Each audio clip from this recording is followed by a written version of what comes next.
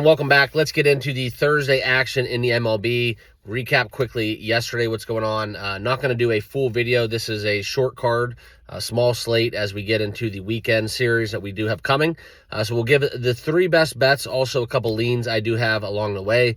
Welcome back to the channel, guys. If you're new here, make sure you all are firmly subscribed. Hit that subscribe button. It's completely free to do so. We do talk sports betting each and every single day. Also, make sure you hit that like button and leave a comment down below what you guys will be betting on, okay? Quick recap from yesterday. We took the board. That was a good little travel spot for me. Got a couple wins on the road, and then we are back fully fledged. We're ready for the weekend. Exciting action, NHL. We got the NBA playoffs as well as a little Preakness Stakes going on Saturday. So kind of excited for what we have in store. But as always, we'll have MLB each and every single day, and that's what we're going to be focused on in this video, okay? But yeah, Manny Machado, stay hot over the 2.5 hits, runs, RBIs. I think he went 2 for 2, 2 runs scored. So smashing that number, continuing his stretch.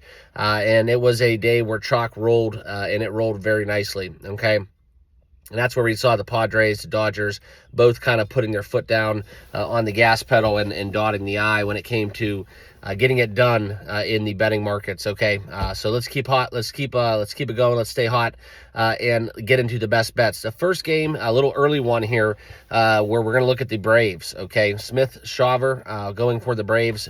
Maybe one of the best young hot pitchers in the NL, and that's kind of where we're going to target him. And this is a big line against the Nationals, where you could look for, run lines. You can go into the Braves. One of my favorite bets in the market, to not bat in the 9th inning. That's something that I would dabble in.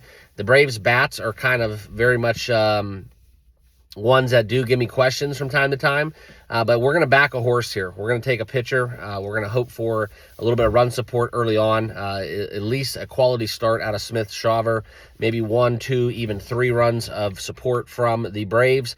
They do have a plus hitting matchup, and that's kind of where we're going to look to target them in this spot.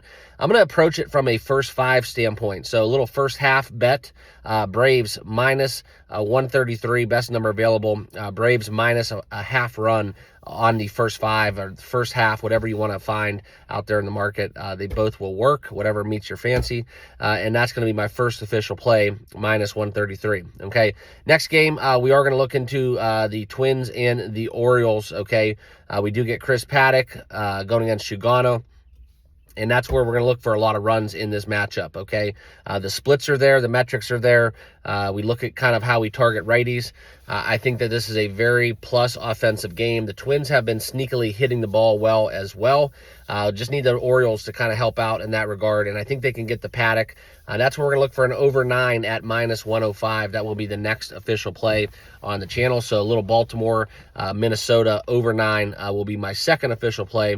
And then we can talk about a couple other games. The only one that really did catch my eye was the Astros going against the Texas Rangers. A little in-state kind of bash going on, where we do have Jacob deGrom and Hunter Brown going at it on the bumps. And that's kind of where you look for potentially a first 5 under the total runs. I think that's, a storyline where deGrom has been effective. Hunter Brown, kind of a little Jekyll and Hyde, right? He can go 7, 8 innings pitched scoreless. He can give up, 2, 3 hits, very limited walks if his control's on point.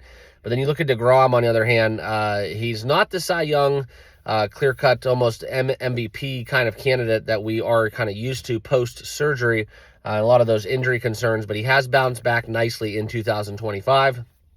That's where you could potentially look into a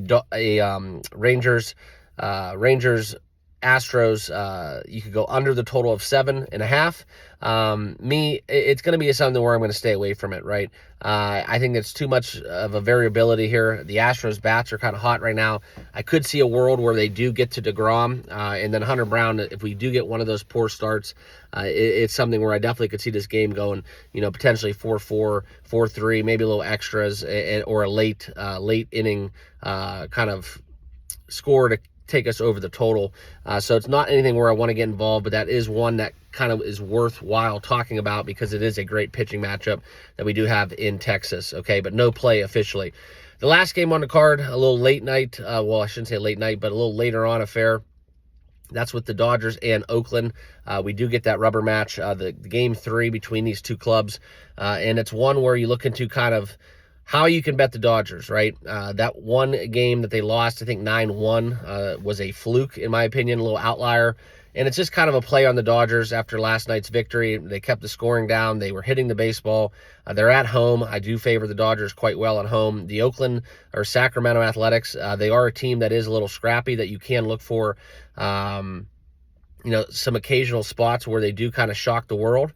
The metrics do back it up as well, that them and the White Sox at times can be a very profitable dog. But my opinion on this one, guys, is something where we're going to look at the target, the Dodgers, and it's something where they have a nice young arm. Saar coming up, 1-0 on the season. Not a lot of action, but he has been effective. And I do think it's enough where we potentially could target this game. Maybe thinking that the Athletics do get a little bit of offense. The Dodgers, I can trust them for 4 or 5 on any given day. And that's kind of where we could look into the total. But it's something where I think the best bet in this contest we'll be kind of looking at it from a Dodgers to not bat in the 9th inning. You can find that readily available on DraftKings. That will be my 3rd official play, just to get that juice down. Trusting the Dodgers to win this game without extra innings, without batting in the bottom frame of the 9th. So give me the Dodgers here to not bat in the 9th, to kind of lower that money line price against the Athletics, where I do think that they will have a very good shot of winning that game by margin. Just not comfortable laying the run line there with a young pitcher going against a streaky Athletics offense. So that'll be it. That is my recap of yesterday, my best bets for today. A little quick rundown. I'll run the board again. The 3 official plays. Braves on the first 5, minus a half run, minus 133. That is actually a first half bet. So if you can find that, it's a little bit different where they just have to win in the first half. Also, we're going to go with the Baltimore, Minnesota over the total of 9, minus 105, and Dodgers to not bat in the 9th inning. That will be my 3rd official play. So appreciate you guys tuning in. As always, make sure you hit that like button, hit that subscribe button, join us here on the channel, and we'll see you guys all in the next video. Good luck on your picks. We'll see you guys tomorrow. Cheers.